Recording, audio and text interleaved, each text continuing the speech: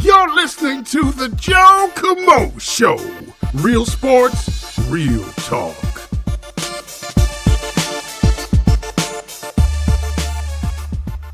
Big episode, and I'm telling you, man, every episode I've done so far has been a big episode, but I've got Beneil Dariush on the show. He is, what are you now, top 11 lightweight in the UFC? Yeah, I guess I'm number 11. I've been hoping for better better matchups and things like that, but a little bit more difficult than I thought this time to get some top level guys. It's been kind of tricky. Yeah, man, welcome to the show. You are I believe you're episode 6 on the Joe Kamo Show. I just started this podcast about, I don't know, like a week ago, and I'm glad that you're one of the first guys here because you and I share a lot of things. We share an ethnicity, man. We're both Assyrians. Not too many of us going around right now.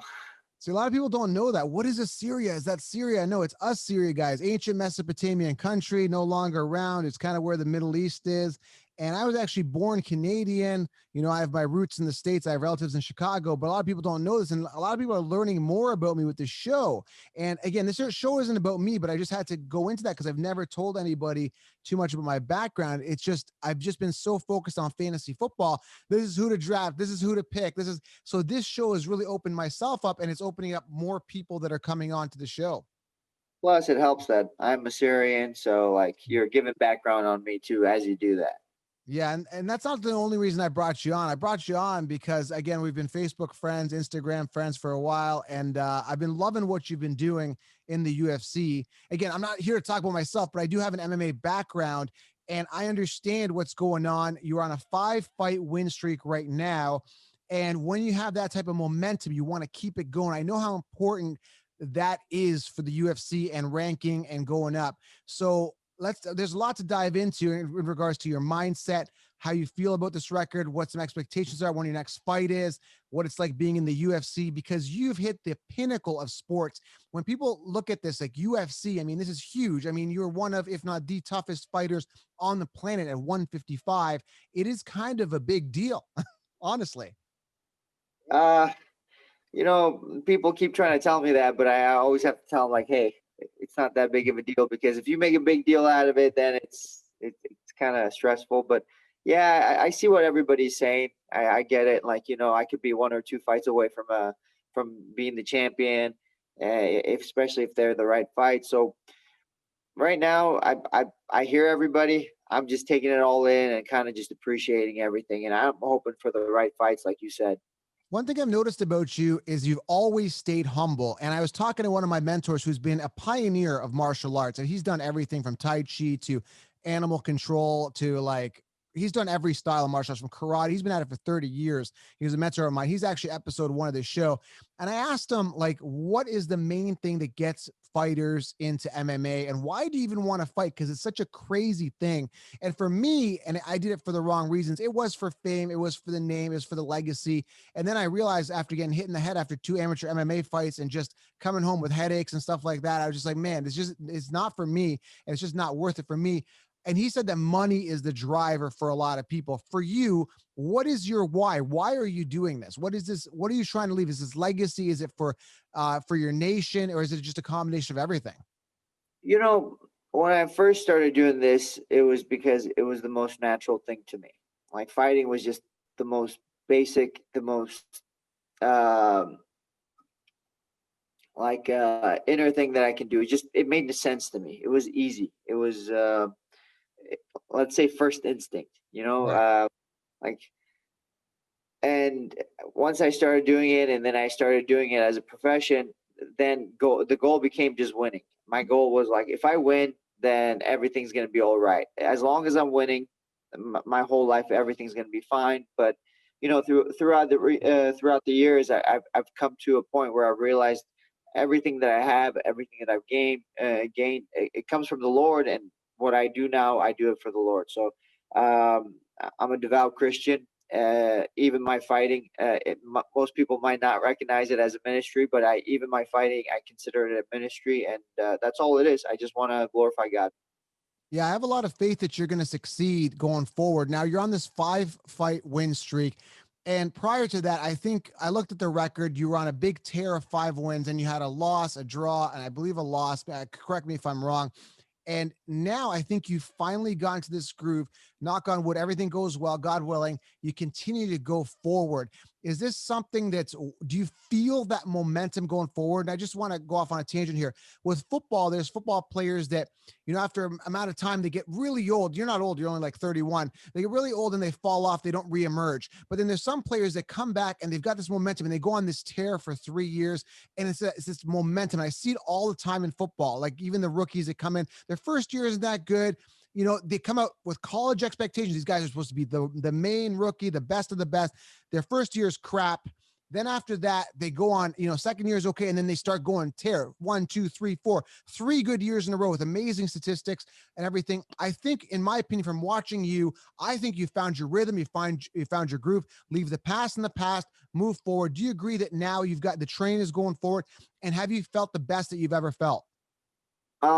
Yeah, I mean, I feel the best I've ever felt without a doubt. And I think for, I had the stint where I was just having such a hard time was I was, I was young and I didn't understand how injuries worked. Like I didn't understand, physical therapy and recovery. So like I spent a lot of time fighting, um, where I should have been more focused on recovery. And it really, I think, hindered my performance. But we kind of we got that figured out, and we're moving forward. And I think people are seeing the difference with me now than those fights. So I think I don't know if I've gained anything new in terms of training differently or in terms of fighting differently. The only thing that's really changed is me being able to train like I did when I was younger. When I was younger, I'd do 2 practices a day minimum. And now I'm back to that. Now I do 2 practices a day minimum. I don't have neck problems. I don't have my shoulder problems. So stuff like that helps me train 2 times a day. And if I'm training 2 times a day, it doesn't matter who I fight. I'm going to be fine. Now, how does I was never a pro, but what my training would look like, I can barely remember. It was like 10 years ago when I was doing MMA. I would basically wake up, I'd do like a run or something like that. I'd do some weight training. Then I'd roll a bit in like noontime. Then I'd do some sparring, and I'd kind of balance my sparring because I didn't want to get punched in the head every single day.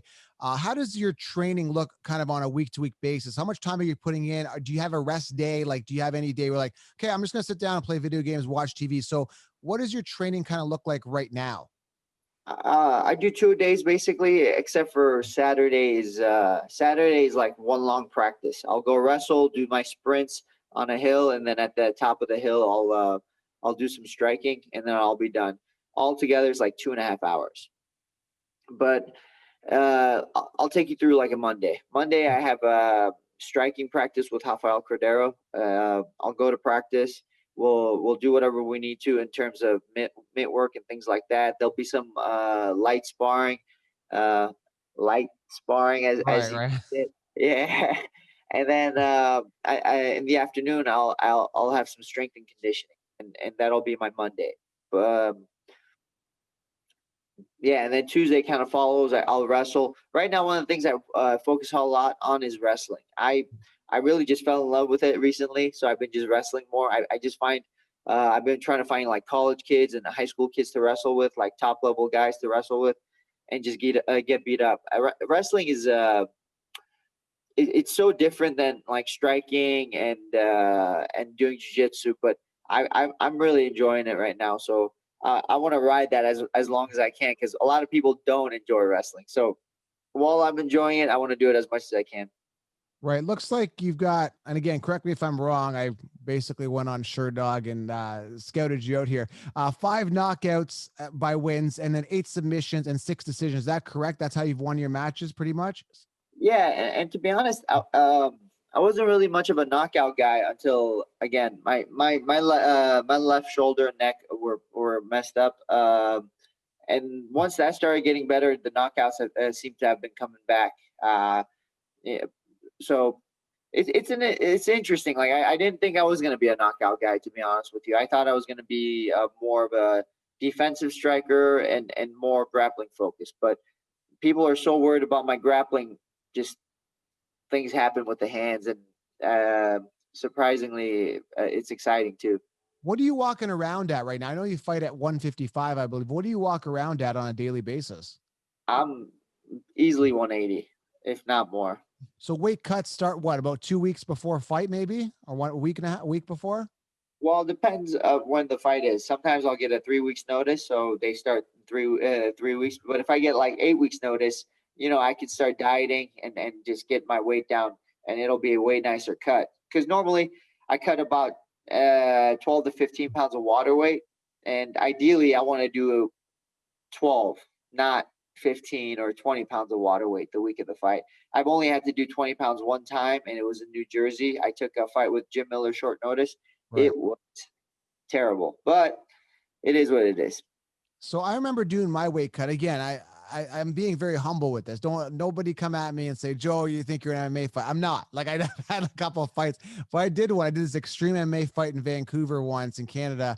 And it was like this extreme MMA. It was like 3 minutes. It was it just go full out. And it was like once you're down, it was like I think it was like a 15-second rule. They stand you back up. It was ridiculous. And you keep going. It was like UFC 1. So I won the first one, and then you bloodied up and you got to go to the second one. So, I mean, the first guy kind of beat up. He was a slouch. So I beat him up. The second guy clipped me in the back of my head here. I fell down. He knocked me out. But anyway, the point I'm trying to make is weight cuts were a bitch. They were really frustrating. I remember I was craving a carb. It was like cucumbers in the morning. It was like chicken in the afternoon. It was like water, but are they terrible for you? Do you dread them? Yeah, man, weight cuts are they suck. I'm if I have a longer camp, it's better because I'll bring my weight down about 168 if I can, ideally. And if I'm 168, it's just 12 to 13 pounds I have to cut in water, which isn't too bad. But I've had to do 15 to 20. 15 is average, 20 is terrible. I did 21s for when I fought Jim Miller. It was a 3 weeks notice, and I was a bit heavy, so that was rough for me. But yeah, normally it's all about discipline, to be honest with you. If you're disciplined, even the weight cut's not too bad. Yeah, I want to talk a little bit about March 7th. Now, I want to get people up to date. This was before the whole world pandemic thing. I was watching UFC, I believe 248. It was Adesanya, I think it was Romero fight, March 7th. That's the fight you fought.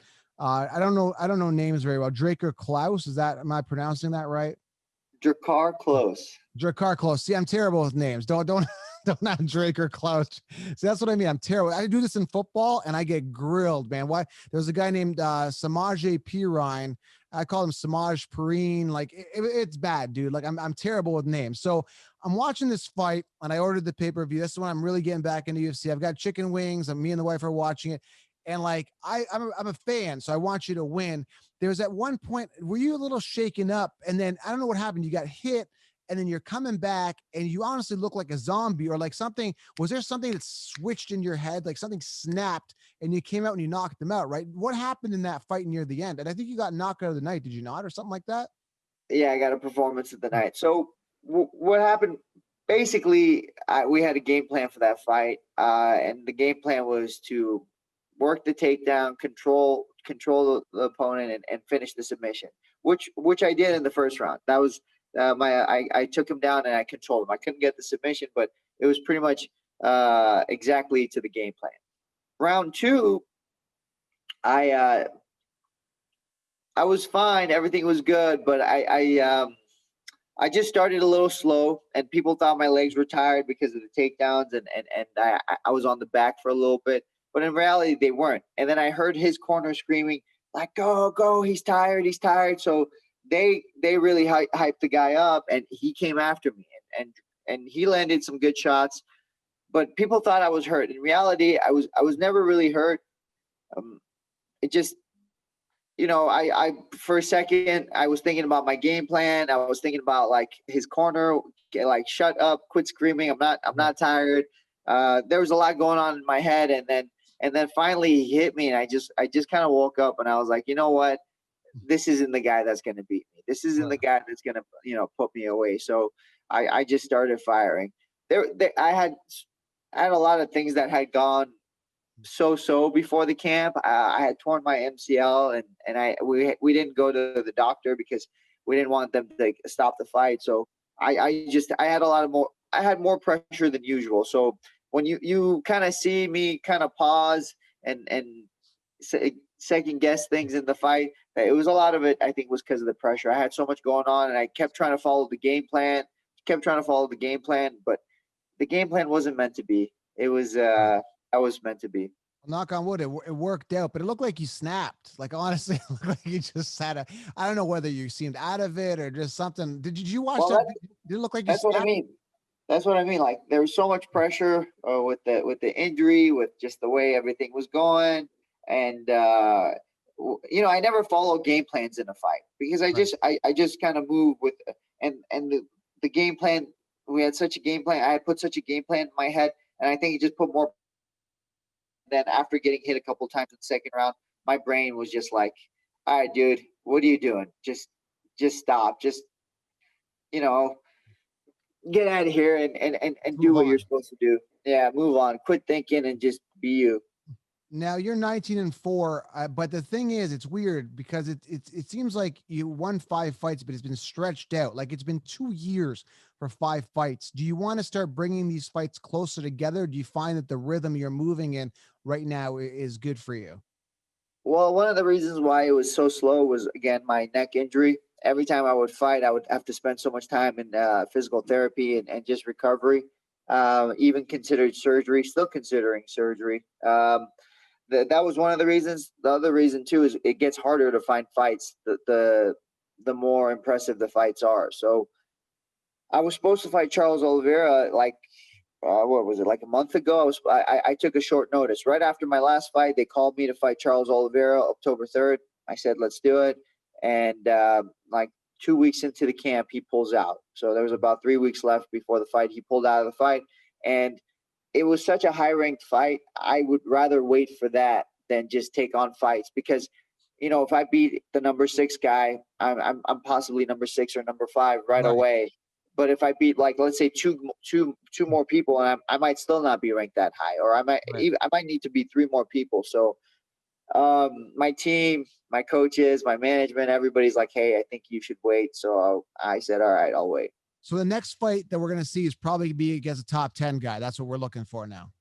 Yeah, ideally is going to be Charles Oliveira, especially since he signed the contract. I mean, he said he was going to fight me. I said I'll fight him. So it makes the most sense for me to fight him.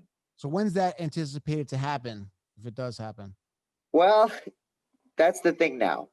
He pulled out of the fight. I think it was personal problems. And then now he's coming back and he's like, well, I want a top 5 guy. He's like, I'm on a run. I'm on this. I'm on that. I want a top 5 guy. All of a sudden he forgot about me. So I don't know. That's the BS politics, because again, to him, as good as you are kind of like he doesn't want to step down, essentially. Like the psychological thought, he thinks that he's stepping down. It's weird. It's like, it's a gatekeeper thought process too, right? Like, if you take on another guy and lose to a number 30 guy, then it kind of lowers your ranking. But I mean, you, after a 5-win streak, I mean, you're not even that far outside the top 10. I mean, you should definitely be considered there at this point. Yeah. And here's the thing. Fighters know better. They know the rankings or whatever. And it's now about risk management.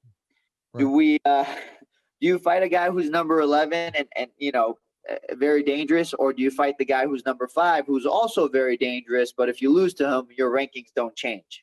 See, I don't like that, but you should be able to fight whoever. I think if you're 6, bring me the 10. I'll fucking smash them, right? Like, so many people are so scared. It seems not scared, but they're so protective of that record, which is understandable because you don't want your record to be mush.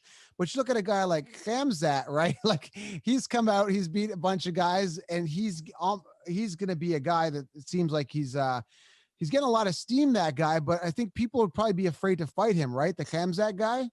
Well, yeah. I mean, here's the thing. Once he gets ranked, guys outside the rankings are going to be calling him out all the time. That's the thing. That's the thing people don't understand. When I got into the right now I'm number 11, and I think I was like 14 before. Like, guys were calling me out outside of the top 10. Like, Scott Holtzman actually asked to fight me. So which was my last fight. And I kept trying to ask for top 10 guys, and they weren't giving me any top 10 guys. And I said, all right, I'll fight Scott Holtzman. So that's what happened. That's why my fight in August was against Scott. So I think with Hamzat, what's going to happen is once he gets ranked, people from outside the rankings are going to call him constantly. Right now, I probably have somebody outside the rankings who wants to fight me. I bet you there's a list of guys outside the rankings who want to fight me. I fought more guys outside the rankings than anyone I can think of in our division. So my team is like, okay, it's time for you to like chill out and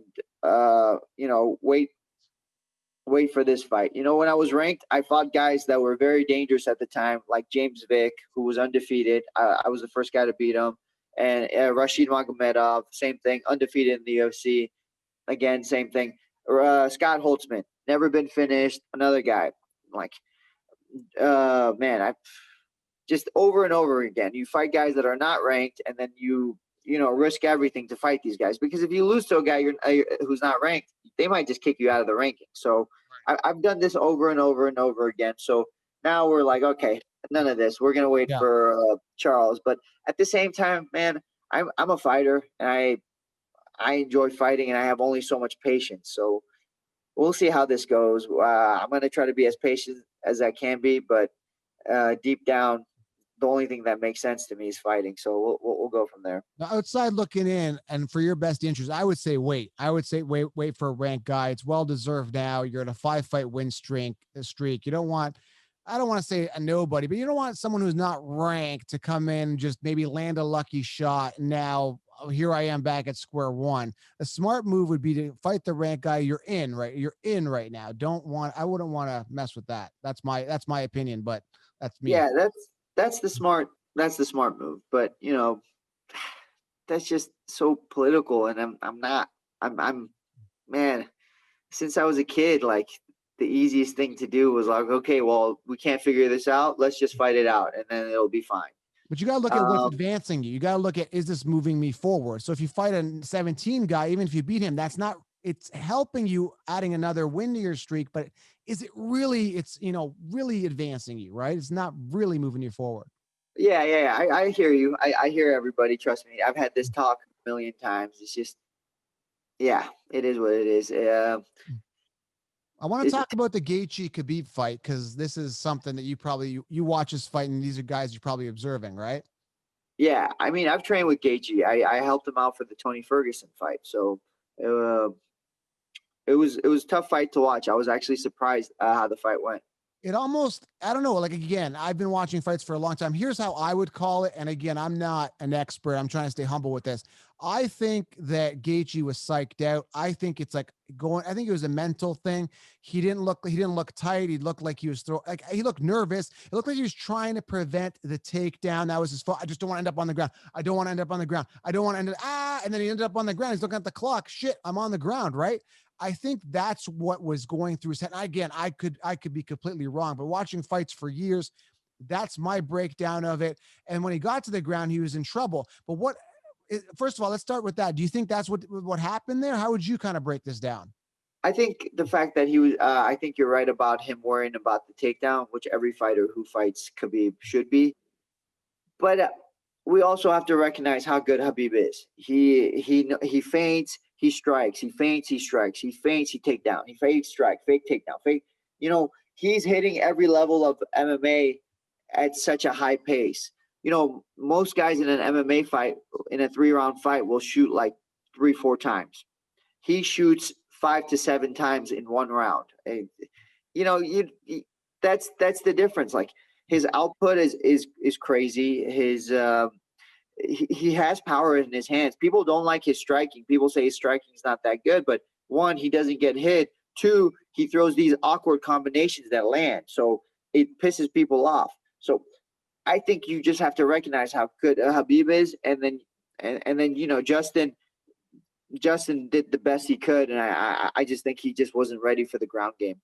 So I want to talk about this. Like, I know Khabib is amazing, like, he's phenomenal, but if I'm Gaethje and my biggest fear is Khabib on the ground, would you not start training with guys? And you would know this better than me because you're at training camps. I would, if I'm you or him or whatever, I'd say, bring me a 260-pound sumo wrestler, have him lay on me and just throw me around. Give me the best wrestlers on the planet. And I want to extensively focus on being pinned to the fence and I want to get out of it. Why is it that they cannot escape Gaethje? Is he that good with the body control? Like, just get out of it. Focus on it. Like, I don't get it. Well, I think one, he is that good, and then two, like you can bring in whoever you want for 2.5 months. That doesn't mean you're going to be able to prepare for what he's been practicing for 28 years or Right. 30 years or whatever. So Wrestling you bear. have to recognize that. The way Habib fights, he's been fighting like that for a long time, and he, if you go and pick up a couple of tricks in a couple of months, those tricks might not be enough.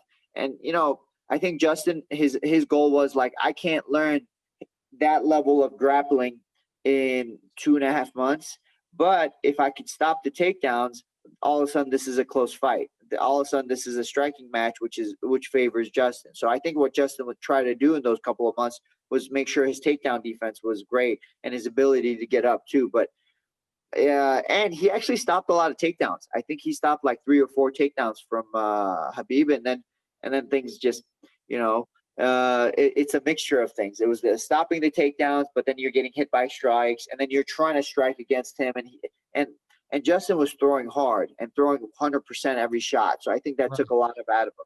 Yeah. So it's not that simple where you just say, I'm going to bring in all these guys. Well, are you going to bring all these guys in 2 months before the fight, or are you going to bring these guys in like forever? Like, is this part of your training all the time, or is it just going to be just for this fight? Because if it's just going to be for this fight, you're probably not going to be able to do it.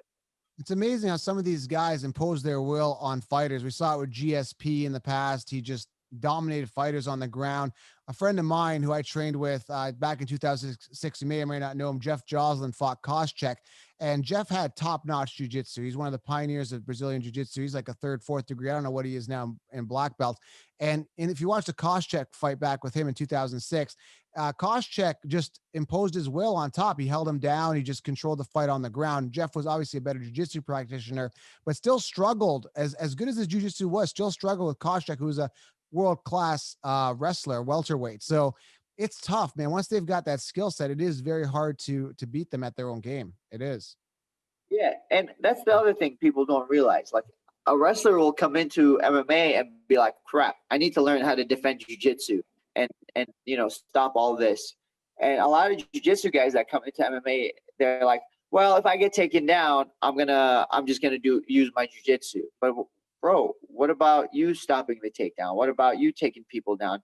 I think the reason why wrestlers do so well is not because the wrestling is the best tool to have, but I think it's the mindset. A wrestler will come in and say, well, I'm going to learn jiu-jitsu, I'm going to learn striking, and I'm going to put the same attitude I had for wrestling, which, by the way, wrestlers drill nonstop. They drill over and over and over and over again. They put it into their striking and into their jiu-jitsu, and I think that's why they develop so well. Take GSP, for example. He was not a wrestler in the beginning, but he recognized how the wrestlers trained, and he actually used that same method for all of his training, his striking, his grappling. He took wrestling to heart, and he really fell in love with it, and that's what changed his game. Right. And I wanted to ask you, how is your mental game right now when you go into a fight? Do you have any nerves everyone's kind of got nerves. I found with me when I did a fight, it's like I was really nervous. Then that first fight that punch is thrown, then it goes off, right? Do you find yourself a little nervous before fights, or are you super confident, excited to get into fights? Because I've talked to MMA fighters and they're like, man, I just can't wait for my next fight. I'm ready to hit something. What's your mental game going into fights? Are the nerves there? Or are you like, man, I'm psyched up? What's the mental game for you? I love being inside the octagon. I hate everything else about it. I hate the weight cut. I hate the anticipation. I hate the walkout. I hate the music. I hate them calling my name. Everything about it just drives me crazy. I just want to fight. Like, I hate the warm up. I hate the warm up before the fight, and I do a long warm up. I do like anywhere between 40 minutes to an hour warm up for a fight. So I hate all that stuff. But when I'm inside that octagon, I'm like, okay, life makes sense. So I would kind of be similar with you. As soon as I get that glove touch, I feel good. But Yeah. Everything else, I have a lot of stress, and it's like day one. Nothing's changed for me. If anything, I feel more stressed now than I did back then. Obviously, I'm better equipped to deal with it, but that doesn't change the fact that the stress, the excitement, and just the pressure, it's all still there. It's um, just God gives us tools to deal with those things. Right, definitely. So right now, do you watch every UFC every Saturday? Are you focused, or are you more into training? Like, what's a weekend look for you when you're chilling out? What are your hobbies? Saturdays, man, I want to be done training before like 1 p.m. or like before noon if I can. So Saturdays, I try to, so that way I have like almost 2 days of rest. I have almost all of Saturday and almost all of Sunday. I normally I'll do sprints at like 8 a.m. I'll go wrestle and I'll hit some mitts and I'll be done for the day. Saturday is one of my harder days. One, because the training's hard, and two, because it's all back to back. But yeah, Saturdays I like to watch fights. I normally have my wrestling kids come over, and I have just some friends come over, and some of the fighters come over if they want, and then we'll watch fights. If not, it's a family thing. Syrian family. I got a lot of family nearby. I think I have like anywhere between the 50, 70 family members in like a 5 to 10 mile radius. So I got a lot of family too. So Saturdays, I try to watch fights. If not, I'm with family. And do you have a girlfriend now? Married? What's your story now? I am married. I have been married now since February. So it's about 9 months. Oh, congrats! You beat the pandemic. Imagine you got him right in time. Yeah. And you know what's funny? Everybody's like, what are you doing? You should have your wedding in the summertime. It's going to be great. And Wow. I was like, listen, all of you, shut up. I'm not taking advice from anybody. I want to get married as fast as I can, and I want to start like popping out babies. Like, I'm an Assyrian, Yeah. that's just the way it is. But they were like, no, wait till summer. It's not a big deal. Blah blah blah blah blah. I was like, shut up. I'm good. Do you have And any kids yet, or any on the way? working on it. We're hoping so, but nothing on the way yet. Right. That's good, man. Congratulations. That's awesome. So like the Assyrian community, and people probably don't know, but it's a pretty well knit community. Everybody kind of knows everybody. Everyone's related to everybody. It's there's, I don't know, millions of us across North America for sure. How do they perceive you? Do you get a lot of attention from that community? My wife always makes fun of me. She's like, dude, you think you're hot poop basically Yeah. when she talks about it. I'm like, dude, I'm not. I am hot poop in the sharing community, so I don't care what you say. No, it's so cool, man. I was actually a black sheep in my family because of Yeah. fighting. They're like, what are you dumb? Go to school, get Yeah. your degree, do all that. And it wasn't until I started fighting professionally, and like even before the UFC, like hundreds of Assyrians started showing up, and my mom was like, "What is going on here?" Like, and they started messaging her and things like that. And then I got into the UFC, and then she got a ton of support, and I got a ton of support, and then finally things turn around. They're like, "All right, maybe this is okay. We'll let you have this one." So, man, the support I've had from the Syrian community, it's been unreal. It actually changed the way my family looked at me too. So I'm extremely grateful. It's weird because I'm going to be honest and open with you. I kind of feel like I'm living my legacy through you, because part of me was like, I should do the fighting thing, but I don't know. It's just, I didn't really want to do it. It just wasn't for me. I was a sales guy, right? So I'm just like, I'm just going to go to what I naturally gravitate to.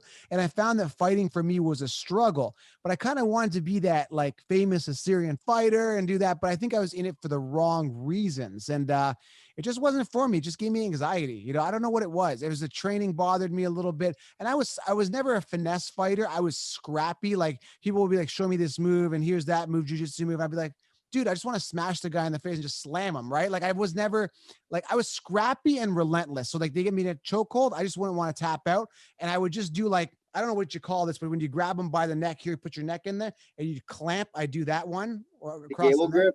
Gable Oh, grip. okay. The baseball, yeah, the baseball choke. I do the baseball choke on people. I do the inline.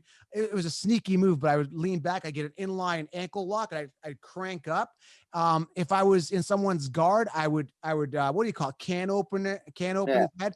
I was just a scrappy guy. I didn't really want to just do them. I'm like, screw this shit. Let's just get to the ground and pound. So I was good, but I just wasn't on a top level type of fighter. And what brought me down to reality is we grapple with Jeff Jaws. And again, he was in the UFC. He's like a third, like I said, he's a big black belt. He's been at it since he was a young age. His dad was a kickboxing instructor, one of the top guys in Canada. And when I like line up with him, I'd pummel with him, I could feel the difference of what an elite athlete was compared to me. And I would throw around other guys, but when I kind of felt what he was like, man, he would just dummy me. He could tap me out, just like this. And that's when I came to the realization that I'm good, but I'm just not that good, Yeah, a couple of things for me. For example, like I obviously in the beginning I wasn't that good, but one of the things that really helped me stick around was I was the opposite. Like I didn't enjoy anything else besides jujitsu and fighting, or going to and going to school, things like that. I didn't enjoy. I I was 18. I think I was working at Baskin Robbins. I was going to school full time, and then I had my training, two practices a day. I scheduled everything around those two practices because that's how much I enjoyed training, and I enjoyed the details and things like that. So I was kind of the opposite. Fighting was the only thing that was kind of like gave me some peace in life. Fighting was a thing that God gave me that just gave me a lot of peace and direction. So yeah, so you say like sales or whatever kind of work for you. Fighting worked for me. I didn't like sitting at a desk. I didn't like dealing with people. I didn't like a lot of things, and fighting was an option. So I kind of followed fighting. I mean, Yeah, everybody's different, and fortunately for me, I'm kind of a nerd. One of the things, like, I enjoy the details. I kind of nerded out on jiu-jitsu and MMA. I would spend time just learning the small things that most people will be like this isn't important. Who cares about this? And I'm like, I don't know. I like it. I'm gonna try it. yeah, I mean, I may have said it wrong. I kind of hated my sales job, but I was just more of a social person. I'm like, what do I do with it? So I took sports, which is my passion, and then I just started doing podcasting, which I really, really enjoy doing. I feel like doing this. I feel like I'm in my groove right now. I feel like, you in like round 3 of a heavy, a championship fight. I just feel like I'm in the zone here, and the world kind of disappears when I'm in this zone. That's kind of where I am. It's just more just doing this stuff, it's just kind of my thing. Again, fighting was just a challenge for me personally. It's not easy what you do. It really is not. Yeah, everybody always tells me like, "Oh, fighting's so hard, fighting so hard." I'm like, everything you practice, it will get easier. And then honestly, I can't imagine myself sitting at a desk for 8 hours. Yeah, I, me I, I neither. just couldn't. When I was doing the 9 to 5 and I got out of it, that's why I had to be my own person and start this. And I did something that was difficult too. I took fantasy football and made it a reality, something that's a game for 60 million plus people to play it. I've made that, and I've become the face of that. And that was a big thing to do. And my why is losing my dad. That was very hard for me. For you, is there any adversities that drive you, or is it just what is your real why? Like, is there something that goes in your head and says, I got to do this because of this? For me, again, losing my dad, legacy, not working a 9 to 5, it's just doing what I want to do and enjoying sports. That's my passion, right? What is it for you that says, I got to do this? What is it? Is it the lion heart? Is it the mentality? Like, what is it? Originally, I'm telling you, like, when I started training, I did it just for fun. But when I started winning, I thought winning was everything. I thought if you win, everything in your life will fall into place, and pretty much I thought winning was God of everything. And as that continued, I realized that wasn't the case. Actually, that's when God started to speak to me, and I realized fighting was actually just a tool. It was a ministry God gave me, and I would say the why now is just to glorify God, is to recognize that even the things that I do now, even the gifts that I have them from God. And if I have these things from God, if I was to be lazy, if I was to not follow them 100%, I was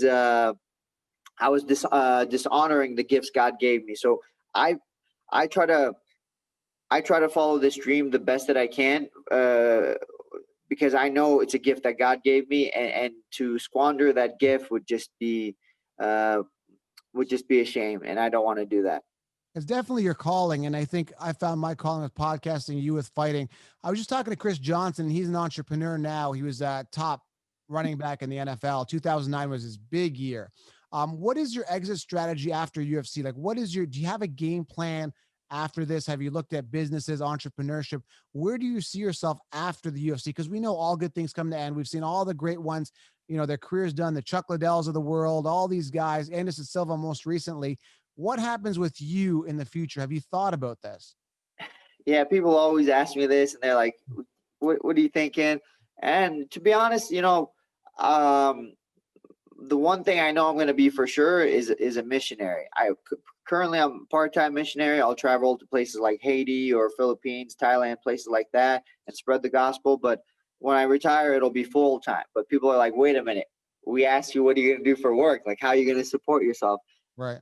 I haven't thought that far along. I own a gym.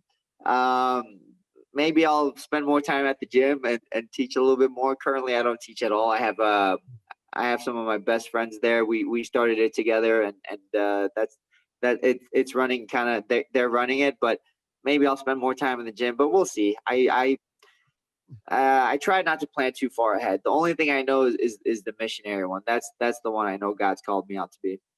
Right. I just feel like when I'm doing this too with podcasting, it feels like jujitsu. And I use jujitsu as a lot of things in life. I'm going to jujitsu the heck out of this or that or that. I just think it's such an amazing thing to do it. And it feels so good doing it. And I know it feels good for you when you're training and doing it. I just, I honestly, from the heart of hearts, wish that you reach the top of this level in your weight class and everything. And I do wish you dominate. Again, is there any nerves going into the next fight, no matter what it is? Obviously, like, again, do you feel more pressure now that you're 5-0? It's kind of like does it feel like do or die for you at this point? Or do you feel, yeah, it's a must win for you, right? There's no other exit out of this one, right? It's always been like that. It's always been like that for me. It's do or die. Like I always considered every fight like that. And man, I really want this Charles Oliveira fight. I really want to fight these top 10, top 5 guys, and I really want to fight for the belt because I think I have the skill set to do it, and I think that's one of the reasons why you don't hear my name out of their mouths. I think they recognize it too. A lot of these guys, they recognize that. So I'm I would definitely put myself in a situation where I feel more pressure, and it's time to perform. It's either now or never kind of thing. Yeah, and just to end this off here, I won't hold you up too much longer, but I want to say that I think you're one of those guys where action speaks louder than words. I see a lot of people in the UFC that are very arrogant, very hot-headed, very narcissistic. I find you very level-headed, down to earth, and you're letting your fighting do the talking.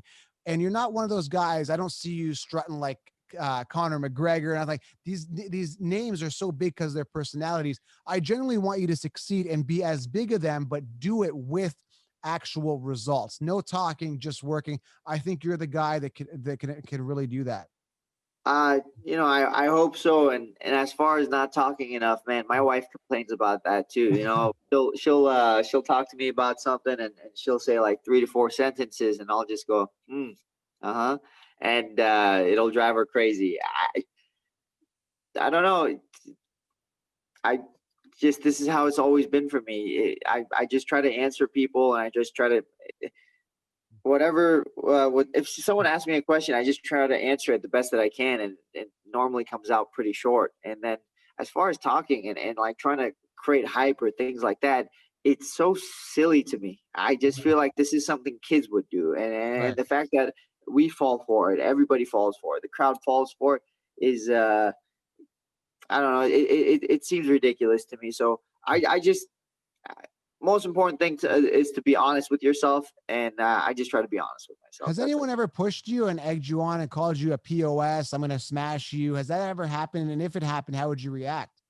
I don't know if anyone's like gone that far, but I think some guys have like tried to trash talk. I think actually Jakar, I think he was trying to trash talk, but I know Jakar. I know he's just trying to feed his family, and I know he's just trying to get big fights, and he was just trying to trash talk, say some things just to get the fight going. He talked about like I can't remember what he said. He's something about me like be very hittable. I don't remember exactly what, but yeah, it's. I get what he's doing. He wants bigger fights, and he needs to, hype up the fight. So that's what it was. So I'm not holding it against him, but it is what it is. That's the only one I can think of. I think if you bought into it and gave in, I think they'd be getting in your head, and we don't want that. Just keep your game, keep doing. One thing I learned that in life and entrepreneurship, if something is working, just double down on it. Keep doing it, right? It's a formula that works, and kind of adapt it if you need to as you go to kind of cater it. So if you've got a formula that works, keep it going. Don't change yourself. Don't be anyone else that you don't have to be. And I think you're doing a good job at being yourself. Yeah, and I don't know about any formulas or things like that. It's just I don't want to go be someone I'm not. Like I Yeah. like who I am. I'm enjoying who I am. I don't want to go out there and be someone I'm not. I don't want to start saying things that I don't really believe and doing things that I don't really believe and all of a sudden not recognize who the person you are. So I think that has a lot to do with it.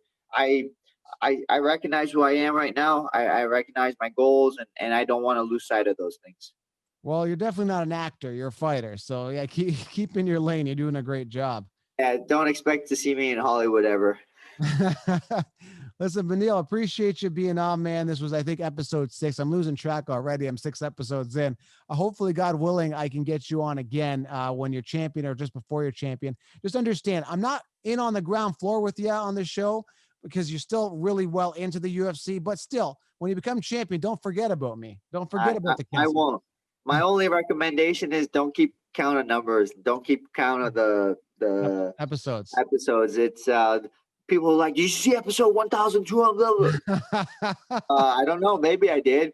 Well, did you see the episode with so and so? Oh yeah, I saw that. I think the name is a better idea. That's my only recommendation. But I yeah, I'll be agree. seeing you. I agree 100%. It's just right now because it's so new. It feels like, oh my God, it's Joe Kamo episode 6. It's just like the novelty hasn't worn off. But once I hit like episode 33 or 133, I just forget. Like for my fantasy podcast, I've probably done, I don't know, like 1,000, I don't know, 500-600 episodes. I lost track. I don't even know. I couldn't even tell you. But That's a with lot. this one, it's fresh, it's new. So I'm just like episode 6, you know? So it's I like like it. I everyone like it. remembers everyone remembers UFC 1, right? With the sumo wrestler and the kicker and the guy with the one glove. Remember that? Yeah. Yeah, we don't want to come out with one glove. That's hilarious. So Yeah, I get you. I get what you're saying. Okay, fine. You can keep counting until you're tired of it. until I hit 10 at least, top 10. Okay. All right, man. I appreciate you as always. Thank you for being here, guys. Make sure you guys follow him on social media. Links are below on YouTube. Beneil Dariush. And how do you pronounce that? Is that pronounced Dariush or is it Dariush? Well, as you speak to Assyrians, they'll be like, "It's Dariush." They don't even ask me. Yeah, I was born in Iran, so people Dariush is the way they say it because they had a king named Dariush. Iranians had a king named Dariush, and then in America they're like, "Well, is it Darius?" I was like, "No, it's Dariush." So it's just where you go. I normally say Dariush, but when the Syrians interview me, they're like Beneil Dariush. I was like, okay, that's fine too, I guess. All right, man. Well, I appreciate you being here. Wish you the best of luck in your future, man. Always a pleasure. And I'm definitely want to get you back on soon. Thank you. Thanks, brother. Take care. Talk soon.